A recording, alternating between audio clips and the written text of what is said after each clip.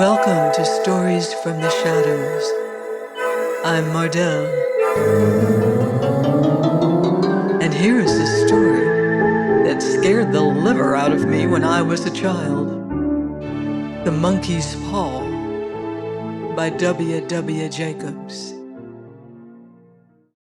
Without, the night was cold and wet, but in the small parlor of Laburnum Villa, the blinds were drawn and the fire burned brightly. Father and son were at chess, the former, who possessed ideas about the game involving radical changes, putting his king into such sharp and unnecessary perils that it even provoked comment from the white-haired old lady knitting placidly by the fire. "Hark at the wind," said Mr. White, who, having seen a fatal mistake, after it was too late, was amiably desirous of preventing his son from seeing it. "I'm listening," said the latter, grimly surveying the board as he stretched out his hand. "Check." "I should hardly think that he'd come tonight," said his father, with his hand poised over the board. "Mate," replied the son. "Ah, that's the worst to live in, so far out," bawled Mr. White, with sudden and unlooked-for violence. "Of all the beastly, slushy, out-of-the-way places to live in, this is the worst. Pathway's a bog, the road's a torrent. I don't know what people are thinking about. I suppose because only 2 houses in the road are let, they think it doesn't matter." "Never mind, dear," said his wife soothingly. "Perhaps you'll win the next one." Mr. White looked up sharply, just in time to intercept a knowing glance between mother and son. The words died away on his lips, and he hid a guilty grin in his thin gray beard.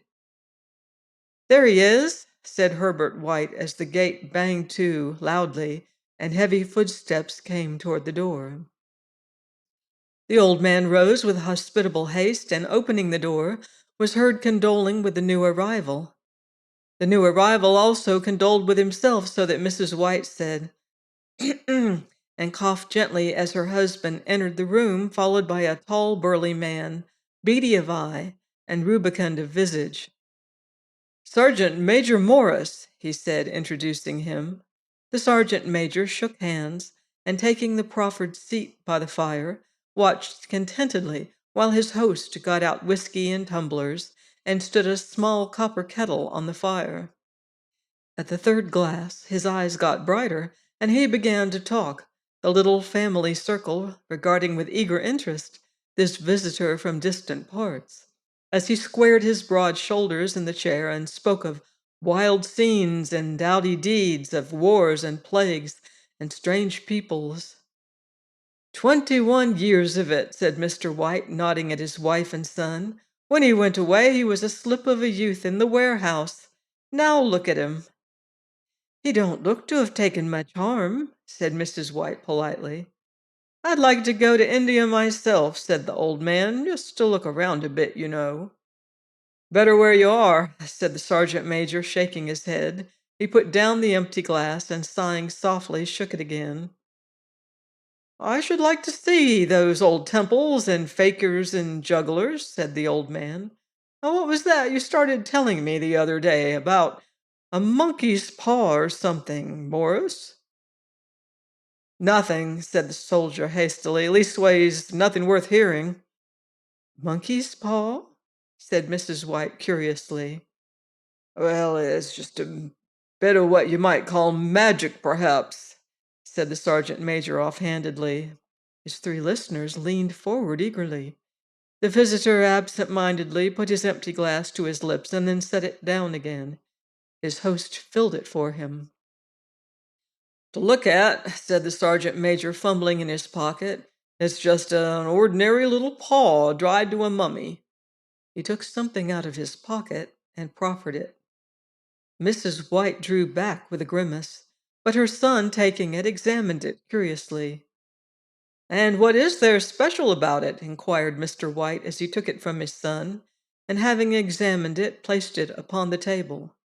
"It had a spell put on it by an old fakir," said the sergeant major. "A very holy man. He wanted to show that fate ruled people's lives, and that those who interfered with it did so to their sorrow. He put a spell on it so that three separate men could each have three wishes from it. His manner was so impressive that his hearers were conscious that their light laughter jarred somewhat. "Well, why don't you have three, sir?" said Herbert White cleverly. The soldier regarded him in the way that middle age is wont to regard presumptuous youth. "I have," he said quietly, and his blotchy face whitened. "And did you really have the three wishes granted?" asked Mrs. White. "I did," said the sergeant major, and his glass tapped against his strong teeth. "And has anybody else wished?" persisted the old lady.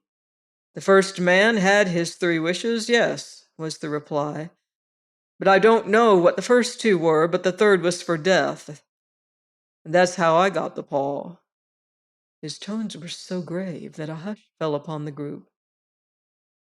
"Well, if you've had your three wishes, it's no good to you now, then, Morris," said the old man at last. "What do you keep it for?" The soldier shook his head. "Fancy, I suppose," he said slowly. "I did have some idea of selling it, but I don't think I will. It has caused enough mischief already. Besides, people won't buy. They think it's a fairy tale, some of them, and those who do think anything of it want to try it first and pay me afterward." "If you could have another three wishes," said the old man, eyeing him keenly, "would you have them?" "I don't know," said the other. "I don't know."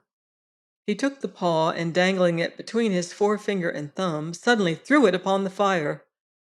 White, with a slight cry, stooped down and snatched it off. "Better let it burn," said the soldier solemnly.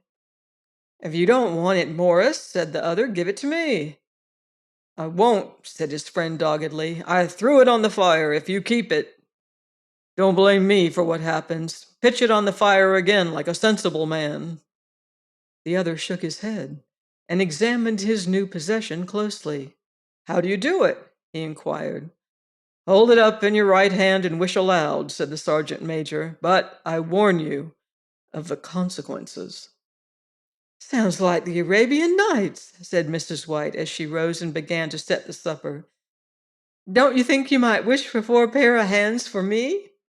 Her husband drew the talisman from pocket, and then all three burst into laughter as the sergeant major, with a look of alarm on his face, caught him by the arm. "If you must wish," he said gruffly, "wish for something sensible." Mr. White dropped it back in his pocket and, placing chairs, motioned his friend to the table. In the business of supper, the talisman was partly forgotten, and afterward the three sat listening in an enthralled fashion to a second installment of the soldier's adventures in India. "If the tale about the monkey's paw is not more truthful than those he's been telling us," said Herbert as the door closed behind their guest, just in time for him to catch the last train, "we shan't make much out of it." "Did you give him anything for it, father?" inquired Mrs. White, regarding her husband closely.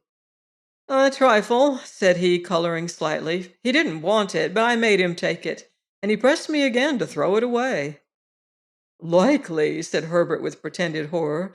"Why, we're going to be rich and famous and happy. Wish to be an emperor, father, to begin with, then you can't be henpecked."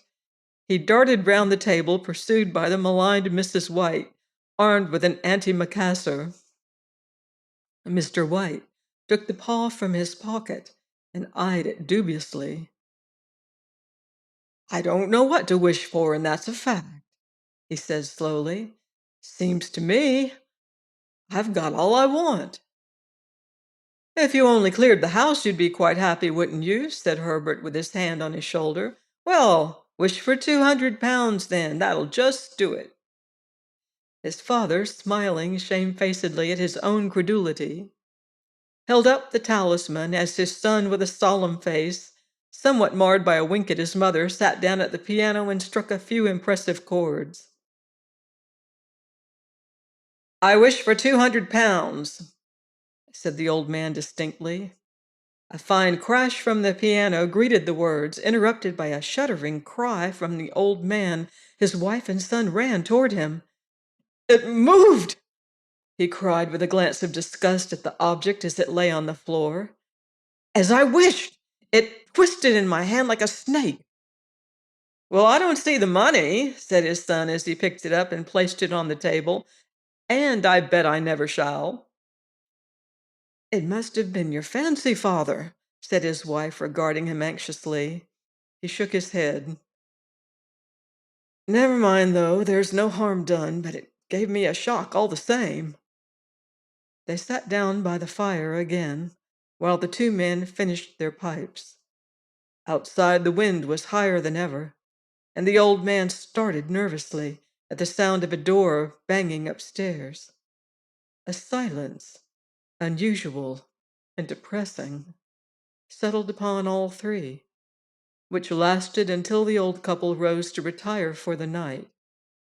I expect you'll find the cash tied up in a big bag in the middle of your bed, said Herbert as he bade them good night, and something horrible squatting on top of the wardrobe, watching you as you pocket your ill-gotten gains. He sat alone in the darkness, gazing at the dying fire, and seeing faces in it. The last face was so horrible and so simian that he gazed at it in amazement. It got so vivid that, with a little uneasy laugh, he felt on the table for a glass containing a little water to throw over it. His hand grasped the monkey's paw, and with a little shiver, he wiped his hand on his coat and went up to bed. In the brightness of the wintry sun next morning, as it streamed over the breakfast table, he laughed at his fears. There was an air of prosaic wholesomeness about the room which it had lacked on the previous night, and the dirty, shriveled little paw was pitched on the sideboard with a carelessness which betokened no great belief in its virtues. I suppose all old soldiers are the same, said Mrs. White. The idea of our listening to such nonsense! How could wishes be granted in these days? And if they could, how could £200 hurt you, father? Might drop on his head from the sky, said the frivolous Herbert. Morse said the things happened so naturally, said his father, that you might, if you so wished, attribute it to coincidence. Well, don't break into the money before I come back, said Herbert as he rose from the table. I'm afraid it'll turn you into a mean, avaricious man, and we shall have to disown you. His mother laughed, and following him to the door, watched him down the road, and returning to the breakfast table, was very happy at the expense of her husband's credulity. All of which did not prevent her from scurrying to the door at the postman's knock, nor prevent her from referring somewhat shortly to retired sergeant majors of bibulous habits when she found that the post brought a tailor's bill. Herbert will have some more of his funny remarks, I expect, when he comes home, she said, as they sat at dinner. I dare say, said Mr. White, pouring himself out some beer, but for all that, the thing moved in my hand, now that I'll swear to. You thought it did, said the old lady soothingly. I say it did, replied the other. There was no thought about it. I had just... What's the matter? His wife made no reply. She was watching the mysterious movements of a man outside who, peering in an undecided fashion at the house, appeared to be trying to make up his mind to enter. In mental connection with the £200, she noticed that the stranger was well dressed and wore a silk hat of glossy newness. 3 times he paused at the gate and then walked on again. The 4th time he stood with his hand upon it, and then with sudden resolution flung it open and walked up the path. Mrs. White at the same moment placed her hands behind her and hurriedly, unfastening the strings of her apron, put that useful article of apparel beneath the cushion of her chair. She brought the stranger, who seemed ill at ease, into the room. He gazed at her furtively and listened in a preoccupied fashion as the old lady apologized for the appearance of the room and her husband's coat, a garment which he usually reserved for the garden. She then waited, as patiently as her sex would permit, for him to broach his business. But he was at first strangely silent. I was asked to call," he said at last, and stooped and picked a piece of cotton from his trousers. "I come from Ma and Megan's." The old lady started. "Is anything the matter?" she asked breathlessly. "Has anything happened to Herbert? What is it? What is it?" Her husband interposed. There, mother," he said hastily. "Sit down. Don't jump to conclusions. You've not brought bad news, I'm sure, sir." And he eyed the other wistfully. "I'm sorry," began the visitor. "Is he hurt?" demanded the mother wildly. The visitor bowed in assent. "Badly hurt," he said quietly, "but he is not in any pain." "Oh, thank God," said the old woman, clasping her hands. "Thank God for that. Thank—" She broke off suddenly as the sinister meaning of the assurance dawned upon her, and she saw the awful confirmation of her fears in the other's averted face. She caught her breath and, turning to her slower-witted husband, laid her trembling old hand upon his. There was a long silence. "He was caught in the machinery," said the visitor at length in a low voice. "Caught in the machinery," repeated Mr. White in a dazed fashion. "Yes." He sat staring blankly out of the window, and taking his wife's hand between his own, pressed it as he had been wont to do in their old courting days, nearly 40 years before. "He was the only one left to us," he said, turning gently to the visitor. "It is hard." The other coughed and, rising, walked slowly to the window. "The firm wished me to convey their sincere sympathy with you in your great loss," he said without looking round. "I beg that you will understand I am only their servant and merely obeying orders." There was no reply. The old woman's face was white, her eyes staring, and her breath inaudible. On the husband's face was a look such as his friend the sergeant might have carried into his first action.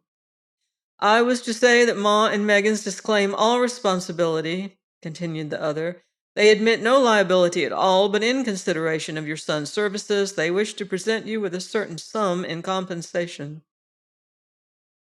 Mr. White dropped his wife's hand and, rising to his feet, gazed with a look of horror at his visitor. His dry lips shaped the words. "How much?" £200, was the answer.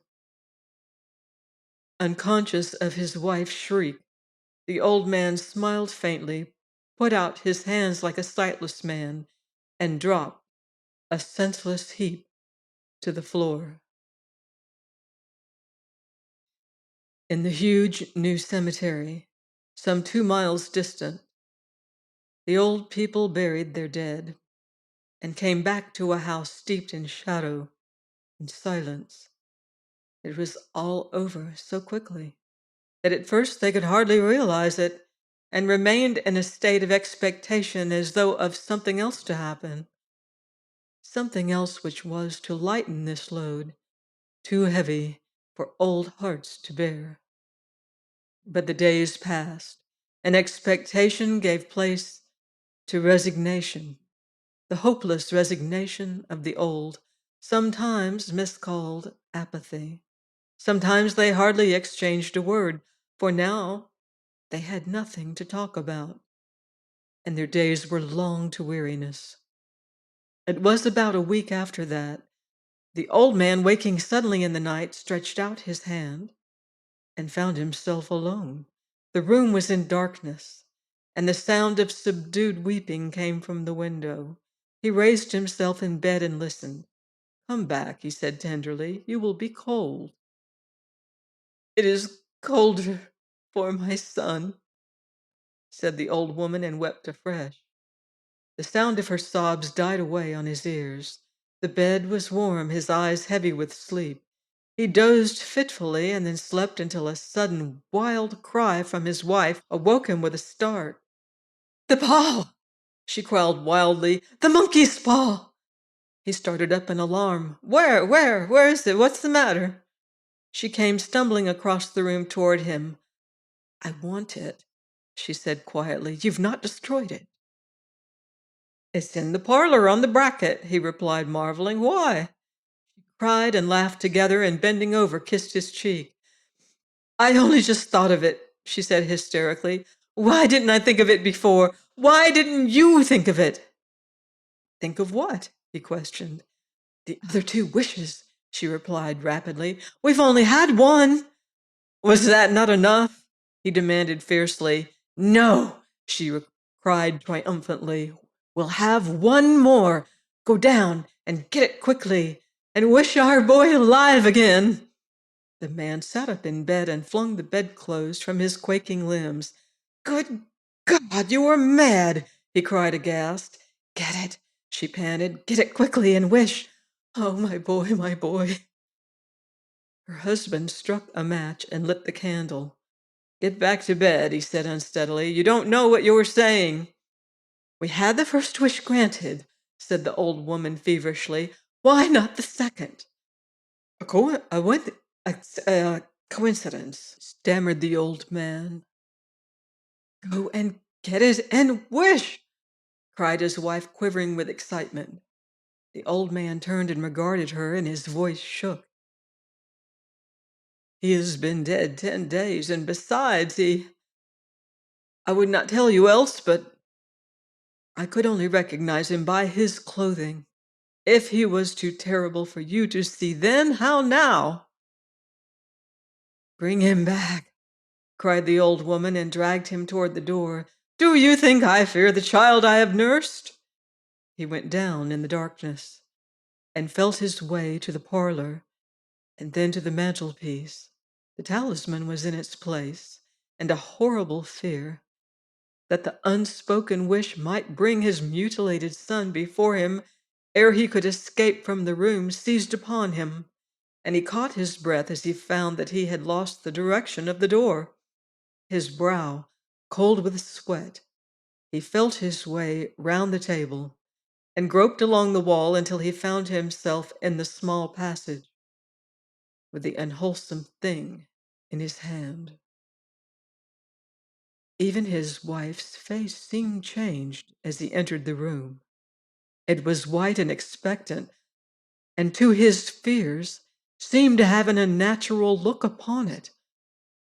He was afraid of her. Wish, she cried in a strong voice. It is foolish and wicked, he faltered. Wish, repeated his wife. He raised his hand. I wish my son alive again. The talisman fell to the floor, and he regarded it fearfully. Then he sank, trembling, into a chair as the old woman with burning eyes walked to the window and raised the blind. He sat until he was chilled with the cold, glancing occasionally at the figure of the old woman peering through the window. The candle end, which had burned below the rim of the china candlestick, was throwing pulsating shadows on the ceiling and walls, until with a flicker larger than the rest, it expired. The old man, with an unspeakable sense of relief at the failure of the talisman, crept back to his bed. In a minute or two afterward, the old woman came silently and apathetically beside him. Neither spoke, but lay silently listening to the ticking of the clock. A stair creaked, and a squeaky mouse scurried noisily through the wall. The darkness was oppressive, and after lying for some time, screwing up his courage, he took the box of matches and, striking one, went downstairs for a candle. At the foot of the stairs the match went out, and he paused to strike another, and at the same moment a knock, so quiet and stealthy as to be scarcely audible, sounded on the front door. The matches fell from his hand and spilled in the passage. He stood motionless, his breath suspended until the knock was repeated. Then he turned and fled swiftly back to his room and closed the door behind him. A third knock sounded through the house. "What's that?" cried the old woman, starting up. "A rat," said the old man in shaking tones. "It's a rat. It passed me on the stairs." His wife sat up in bed, listening. A loud knock resounded through the house. "It's Herbert!" she screamed. "It's Herbert!" She ran to the door, but her husband was before her and, catching her by the arm, held her tightly. "What are you going to do?" he whispered hoarsely. "It's my boy! It's Herbert!" she cried, struggling mechanically. "I forgot. It was 2 miles away. What are you holding me for? Let go! I must open the door." "For God's sake, don't let it in," cried the old man, trembling. "You're afraid of your own son," she cried, struggling. "Let me go. I'm coming, Herbert. I'm coming." There was another knock and another. The old woman, with a sudden wrench, broke free and ran from the room. Her husband followed to the landing and called after her appealingly as she hurried downstairs. He heard the chain rattle back and the bottom bolt drawn slowly and stiffly from the socket. Then the old woman's voice, strained and panting. "The bolt!" she cried loudly. "Come down, I can't reach it." But her husband was on his hands and knees, groping wildly on the floor in search of the paw. If he could only find it before the thing outside got in. A perfect fusillade of knocks reverberated through the house, and he heard the scraping of a chair as his wife put it down in the passage against the door. He heard the creaking of the bolt as it came slowly back. And at the same moment he found the monkey's paw and frantically breathed his third and last wish. The knocking ceased suddenly, although the echoes of it were still in the house. He heard the chair drawn back and the door opened. A cold wind rushed up the staircase, and a long, loud wail of disappointment and misery from his wife gave him courage to run down to her side and then to the gate beyond. The street lamp, flickering opposite, shone on a quiet and deserted road. Join me next week on Stories from the Shadows for another spine-tingling tale of the unseen and the unknown. Till then, I wouldn't blame you if you leave the lights on.